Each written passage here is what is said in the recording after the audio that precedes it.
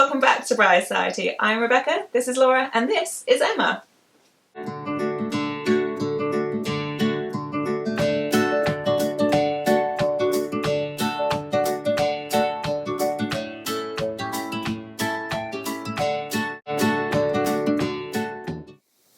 So we're back with another Ask the Pros video, and this time we have got the brilliant Emma, who's Makeup by Emma, who does both wedding hair and makeup. And we asked on Instagram for your questions about what you want to ask a wedding hairstylist, makeup artist. So do you want to just say a bit about you and the business? Hello everyone, I'm Emma. My business is Makeup by Emar, with a big R at the end for my Derby accent. And I wondered what that was about. Makes sense. And I've been doing it for about 12 years now. Started off just doing makeup, and then I added in hair about 9 years ago. And then, I've been working on weddings for about 10 years. So I've done lots of them, and I do loads of other things as well, like little films and photo shoots and things. But yeah, mainly weddings at the moment. All sounds very exciting and glamorous. We will kick off with your questions, and the first one is, what happens at a hair and makeup trial? Okay. So you do them, they happen? Yes. So when someone gets in touch with me, I'll send them a booking form and like make sure I'm free and everything. And that will include, like, they can add pictures to like things that they like. Or if it's like really far in advance and they're not sure, then I just say, like, if you see anything, just send me it Like as and closer when. to the time. Yeah. But bring something with your trial as well, like pictures that you like. But I do have like books and things for people to have a little look through like that. It's useful. Yeah. So Clever idea, that, actually. I've not seen that before. Yeah, something to do in lockdown. Anyway, when it comes to the actual trial, I fill out forms. So I've got like a hair one and a makeup one, and so we'll go through the look. So depending what it is, if it's, I won't really say much about the makeup one, but I'll just do like the skincare and the eyes and the foundation, like all in steps, and make sure. And they've got like homework with the skincare, like ahead of time to like prep. Yeah, and after they've filled out my booking form, I'll send them like a little ebook with like hair and skincare things to do before the wedding. So then they've got a bit of info. And is that then you use that on the day, so you've got a reminder of what you're doing and what was agreed? Yes. So I will probably do like 2 or 3 different looks for hair, depending on how many like things they've sent me, or if they're not sure. Some people know exactly what they want and we just get there straight away and it's great. Some people want to try like updo and a downdo. And then sometimes you have like a picture in your mind about, or at least I do, is like, would you mind of like what I wanted from like pictures, and then I had it on me and I was like, yeah, that doesn't suit me. Yeah, exactly. Yeah, it's good to try, even if you think, oh, not sure, let's try it, and then you'll know if it doesn't suit you, then we'll just move on or customise it so it does, or whatever. And then after a trial, I'll send the timings and everything. So if there's like a big bridal party, I'll send the schedules, because that's like one of the main questions that people ask after a trial, like how long is it going to be, what time are you turning up, how long am I going to get to sleep? Important question. Should be there at 5. But so that's like the main thing. So I just send all the information after the trial. So it's done. Yeah. Okay, so the next question is, if I'm wearing a veil, is there anything I need to consider when picking a hairstyle? Picking a veil. So picking a veil. More the hairstyle, probably. Yeah. So it would be like if the hairstyle would suit a veil. So some styles you might not need a veil, such as like that one behind you, like ponytails sort of thing. You're not gonna, I mean, you can wear veils with them, absolutely fine. It's just you don't see the hair as much compared to like a low bun or things like that.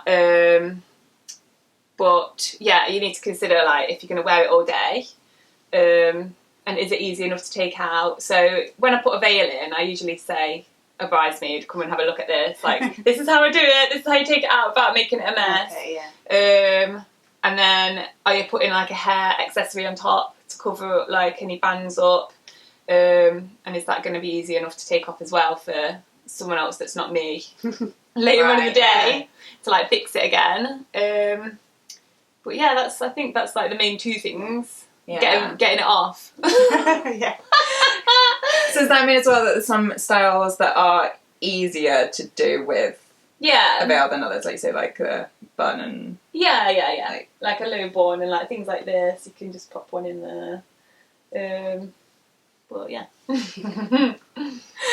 I also just thought of a follow-up question to the trial thing. Sorry, yeah. I was going to ask, is it useful for people to, like, if they already, by the trial point, probably know what dress they're wearing, if they're wearing a dress, and know what kind of neckline it is it kind of useful if they come in something with a similar neckline? Because then I know that can, like, you know, when you have your hair up or down, it can look really different if you've got, like, a bare shoulders or, like, to give them a more, like, visual...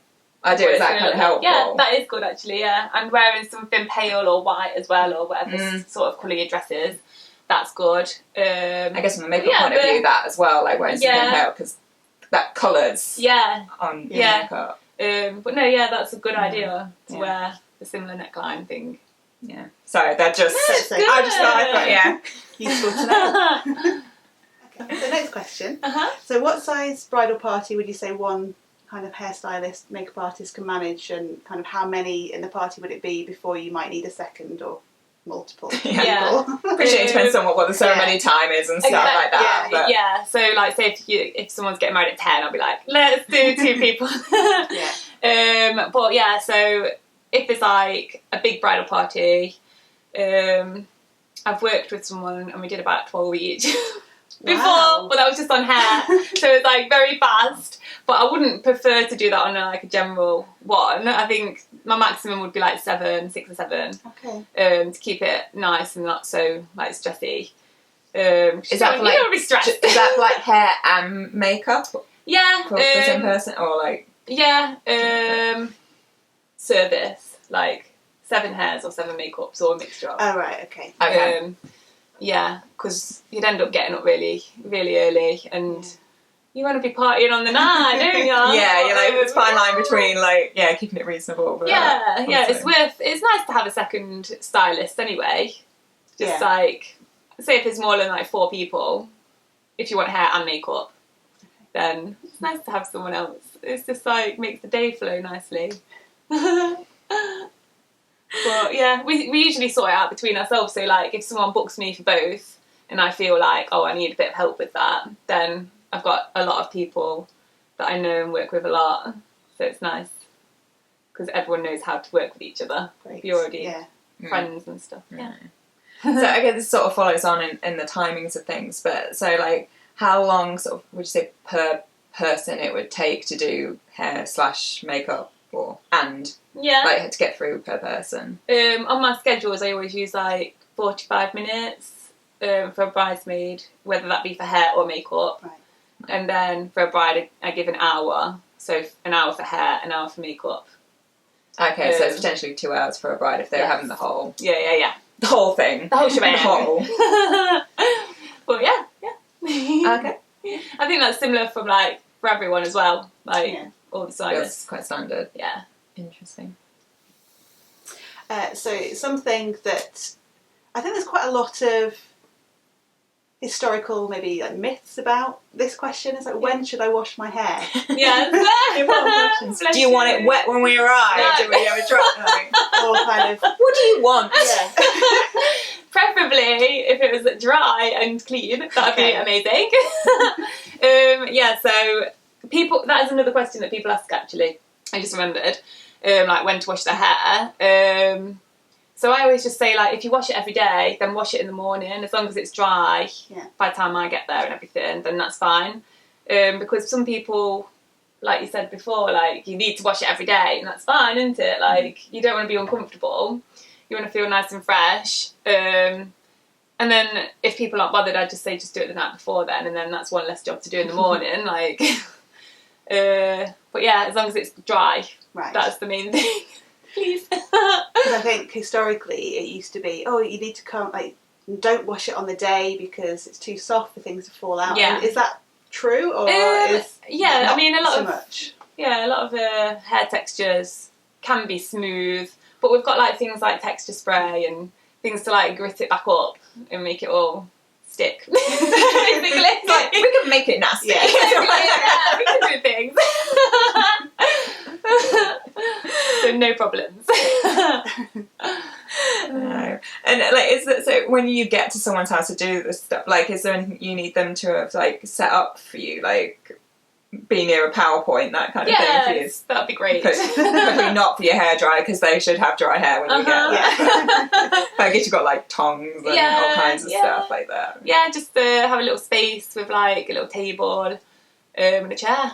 And I'll bring a mirror and everything, but I mean, if there's a mirror there, that's great. And not be in a dark corner, but with your makeup, you're like, am I making you orange? I don't know. Literally. Although, do you have like a light that you would bring too? Yeah, I bring like a light with me, okay, but I always sit near a window anyway as well, just because why not? Yeah, no, it's good.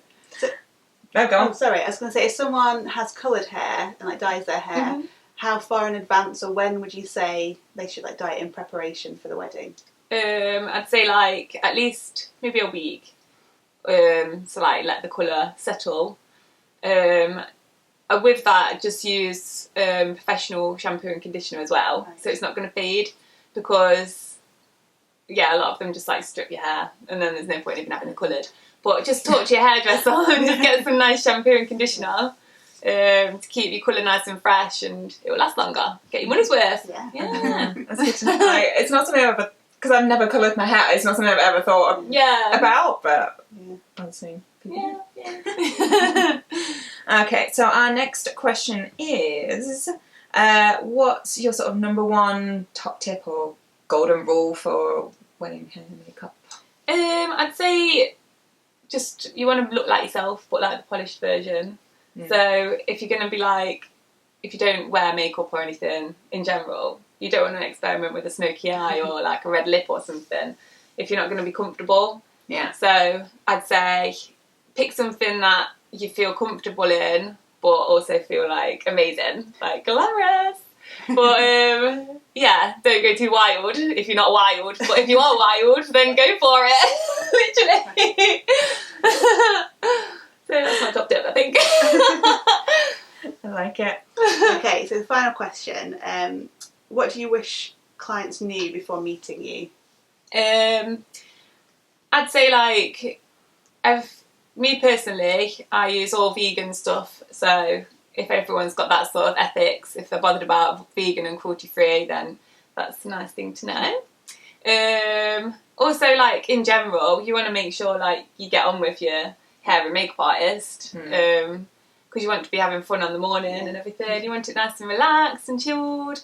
You don't want to like not have a conversation, or I don't know. Yeah, you want to be able to enjoy it. Yeah, gel it's your wedding morning. Yeah. It's like you want to enjoy it. Yeah. No. And are you cool with people being like brutally honest with you? Oh, they're like, oh, hang on, that.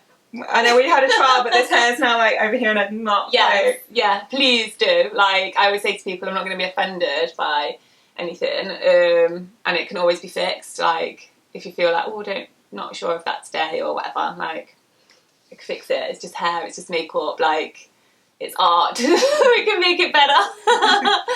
It's better to do that than look back on your photos and think, didn't like that or whatever. So yeah. And I guess then you leave as well, going, no, okay, we definitely got that person how they want it, and you would feel more confident and happy that it was like done well. Right. Yeah. Exactly.